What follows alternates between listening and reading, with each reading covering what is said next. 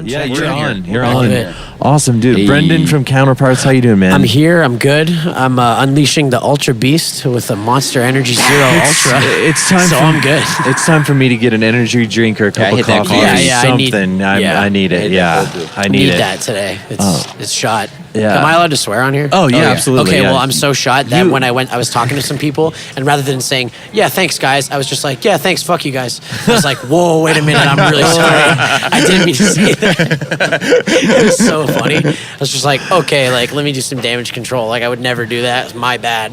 It's like, well, you know, it's the heat, and I'm from Canada. I'm not used to it. It's all so good. It's killing me. It's okay. Dude, Canadian, the Warped Tour International, so many Canadians, UK, Yeah, Australia, yeah, it's punk awesome. is alive and throughout the world more tight. like it's ever been. Social media has so much to do with that, I'm sure. Yeah, I mean, of course. It's you just have a that, connectedness that with fans. Commonwealth. Yeah. Just sneaking in, taking It's over crazy, work. So it's dude. cool. I've been hearing about. I mean, I've heard of Counterparts for a while now. Sick. This it seems like this Warped Tour is going really well for you guys. Yeah, it's been cool. Yeah, even in the cities that we normally don't, you know, that like when we go on a club tour are not like great for us. Sure. Even like you know, a lot of the Warped crowds have been really really cool. Like Vegas, we haven't played Vegas in so long, and even like. And we hadn't played it for years, and then we played it with Parkway Drive, and the show was crazy. And I was like, wow, yeah. okay, maybe Vegas is like, you know, maybe they're down for us Yeah. now. And then the Warped set was awesome. So it's like, you know, all these like Albuquerque, like we haven't played Albuquerque in 3-4 years. You know what I Yeah. mean? So it's like, so you know, the Warped stuff, like obviously.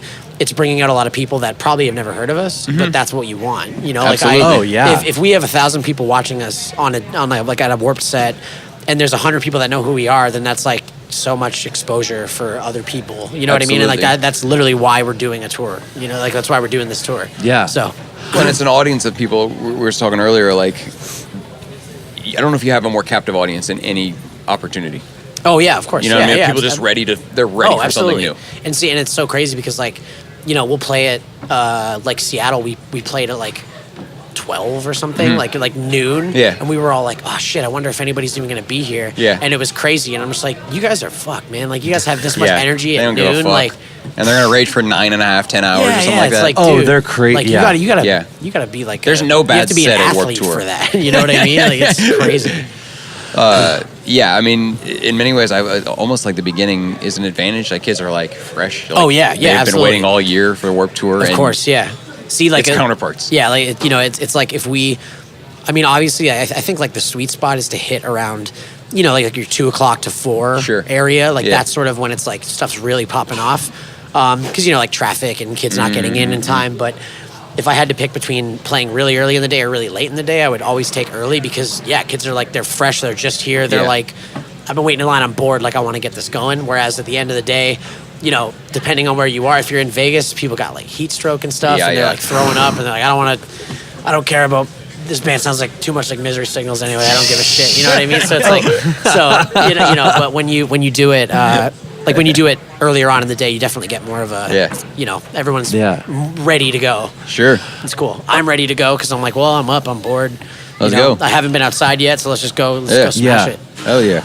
I've always loved, one thing I love about you guys' sound is like I'm always into that fast guitar punk like Of course. type Yeah, stuff. absolutely. And you do have like a good mix of like fast hardcore parts, but like these very like beautiful melodic parts Yeah, too. Like, yeah, of course. what do you think? Where do you think that those influences come from? And more so like Yeah. not the heavier parts, but the prettier Just parts. like the pretty, that honestly, like a lot of that comes from, you know, like we're a band that like, I always say that we like, I feel like if we would have had our records that we have now in like the early 2000s, we would have been like on Trustkill and shit and like Farron, and we would have been like doing that stuff because those are a lot of the bands that we draw a lot of our influence from, like Misery Signals of Malice, obviously that's like that is, in my opinion, that's like the best metalcore record of all time. I hope you found those pictures, Jordo. Exactly, man. And that's the thing, it's like hearing stuff like that. I remember back in the day, like, you know, like them and Taken and Poison the Well and all those bands. It was, I thought it was the coolest thing that they could go from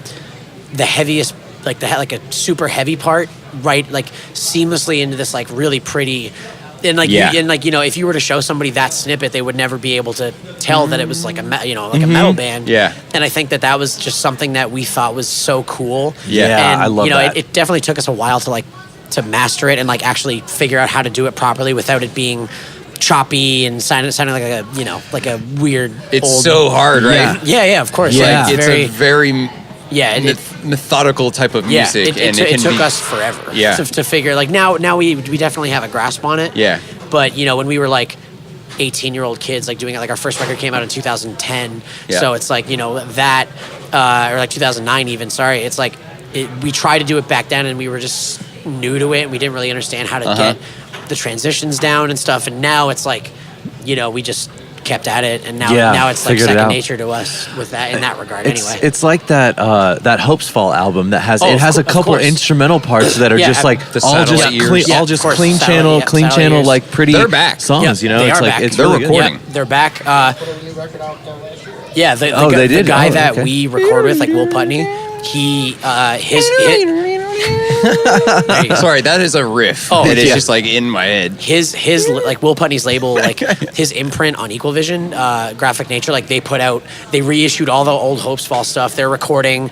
I've heard a couple of the songs, and it's so sick. Like that another one exactly like a. Like pretty much any of those bands, any of those old like Hellfest bands, like that was our shit. I assumed a few years ago, especially that like that music was like.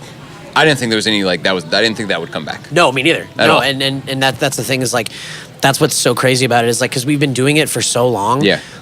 Even when it wasn't that sick, you know what I mean? Like because we were doing it. I mean, more recently, like in the last couple of years, I've definitely noticed a. Like even like right now, like obviously it's a podcast, people can't see. But like I'm wearing an It Dies Today shirt, and like I'm going around and getting like compliments. Whereas like 10 years ago, if you had an It Dies Today shirt, everyone would be like, "Why the fuck are you wearing that?" You know what I mean? Like but it's like that sound and like that style, like the early 2000s metalcore is back in like, and it's so back. Like even when you look at a lot of the bigger like hardcore bands now, like they're definitely reminiscent of that time, and like even down to like the recording quality. And it's like on our records, like I'm purposely doing talking parts bad because like I'm doing it 2 tracks and they don't line up and it sounds bad because that's what Poison the Well did. That's what Misery Signals did. Like all those bands, and there's definitely a resurgence of it, and it's like it's so sick for us because I'm like, yes, now finally I can like kids at our shows can come up and be like, you want to talk about Opposite of December for like an hour and a half? And I'll be like, yeah, man, of course I do. Like, absolutely. As much as like the 90s are back, I was saying that the other day, like, because we were talking about Vagrant Records, and I was like, Vagrant is going to hit. Although they're starting to, like, their most popular days are about to happen again. Yeah, you know of course. What I mean? Like, it's gonna, like, as much as the 90s are cool now, like, 02 is going to be cool again. Dude, complete full circle. And it's like, and like I said, for me, it's the coolest thing because there was a period of time where I think it was like, not necessarily that it was like, unacceptable to like us, but everyone was just like, I don't get it. You know, they didn't know. They didn't have a frame of reference for that music. Exactly, and people would be like, oh, like they're cool, but I don't really get like the technical parts. I don't really get like the whole, breakdown into a clean part's kind of weird. But now when people can go back and it's like, well, that's what people were doing in like as early as like Shai Hulud and stuff like that. And it's like you talk about the late 90s as that was sort of like the era when I think it was starting to pop off more so, and that like, and it's cool because now kids are like, oh, I get it, like even like, and kids can like listen to us and go back and be like, yo, I love you guys, but I went back and listened to Of Malice because you guys told me to, and it's like one of the best records ever. And I'm like, yo, I know, we've been ripping it off for 10 years. Of course. Well, and the thing that I love about that is is that it shows as musicians, you don't just say, oh, hey, we're gonna play super fast and super heavy. Yeah, you can go, hey, we're super fast and super heavy, and now we're the exact opposite of that. Yeah, absolutely. I love that, and it's definitely. Like I understand for sure. Like it's definitely weird for kids to, like who are seeing us for the first time. Like it might throw them like they might be thrown for a loop a little bit to just see it and be like, okay, that was weird. But then you get the people that have never heard of us walking by and they'll come up and be like, oh yeah, you guys remind me of Shai Hulud, and it's like, well yeah, like that's literally what we've tried to do because I love being able to blend that melodic aspect and like the super like even more like on the like the emo side of stuff and into the metalcore that we play, and it's it's really cool. Like it's sick to be able to say that now it's back, like it's Trustkill's back, like that is is Trustkill back? No, the label's not back, but everyone is now like the catalog is just so like what happened to them? I'm not really sure. Like, I think just like both that and Ferret, I think, you know, towards the end of the career for both labels, it was just sort of like everybody had kind of moved on. Yeah. Because I think like, I don't know for sure when the labels sort of bowed out, but I have a feeling it was probably around like the late 2000s, like into like the 2010s and stuff, when, you know, there was like, that was when I feel like the more like scene side of stuff was getting more popular, and like the deathcore had like its resurgence and stuff, and everybody it was sort of on polar ends of the spectrum. Like there wasn't much for that middle ground. There wasn't like a place for that music almost at a certain time, you know? Yo, and even like, yeah, you know, That's cool. you think like people like even like 5 years ago, someone would hear you know, old Trustkill bands and be like, these recordings sound like crap. And it's like, well, yo, you got to think like that was 2001. Like, of course it sounded bad, you know? Like, but and it's so sick now, because now that sound is sought after to where people are like, that take was bad, but it's got like, we were using it because we were listening, you know, because it sounds dated on purpose, and I think it's sick, you know. Like, I love it. We listened to like Knock Loose earlier today, and Dylan made a good point. He's like, that's the Korn tone. Oh yeah, of course, like, yeah, absolutely, yeah. Another that's Korn. Yeah, you know? of like, course, that's insane. Yeah, like another, and that's another thing too, is like they went to Will Putney as well, so it's like, you know, Will lived through that, like, you know, on the Hellfest like 2003 DVD, like the opening scene, like you can see Will Putney moshing, like he was in it. Oh my god. So now you can like, so when I go to him and I'm like, yeah, like this has to sound like, this talking part has to sound bad on purpose, and he gets it, because he's just like, yeah, I know, I lived through that, like I'm completely aware. You seem like the kind of dude that could just trade stories about this kind of music. Yeah, you're deep in it. You guys are crunchy with it. I like that. Exactly. Yeah, you guys got me started, but like crunchy with it, dude. That's the thing, is like that era is just like, that was my favorite part. Like that was the thing that it drove me to this music. Seeing bands like you know, like going and like hearing like the Caitiff Choir by It Dies Today for the first time, just being like, this is the heaviest shit, you know, like, and all that stuff. And then even going backwards from that and getting into, you know, your 90s, like your Buried Alive, into Some Bodies, it's like stuff like that. Like that is, it's just, it never ends, you know, like you just keep looking. Like it's so weird that you can go into the past and find just as much music as if you wait. Dude, you can go in the past and find the future. You can find it in the absolutely, my friend.